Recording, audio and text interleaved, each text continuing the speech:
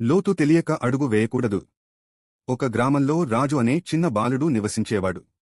అతడు చాలా ధైర్యవంతుడు. కాని ఆ ధైర్యం చాలాసార్లు ఆలోచనలేని తొందరపాటు నిర్ణయాలుగా మారేది. ఏ విషయమైనా పూర్తిగా తెలుసుకోకుండా వెంటనే చేయడం అతని అలవాటు. ఒకరోజు గ్రామం పక్కనే ఉన్న అడవిలో ఒక పెద్ద చెరువు ఉందని, దాని అవతల వైపు చాలా పండ్ల చెట్లు ఉన్నాయని రాజు స్నేహితులు మాట్లాడుకుంటున్నారు.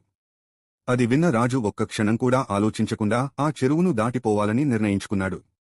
చెరువు దగ్గరకు వెళ్లిన రాజుకు నీరు చాలా ప్రశాంతంగా, తక్కువ లోతుగా కనిపించింది. ఇది దాటడం చాలా సులభమే అని అనుకుని రాజు నీటిలో అడుగుపెట్టాడు. కొద్ది దూరం నడిచిన తర్వాత అకస్మాత్తుగా నీరు చాలా లోతుగా మారింది. రాజు సంతులనం కోల్పోయి నీటిలో మునిగిపోవడం మొదలైంది.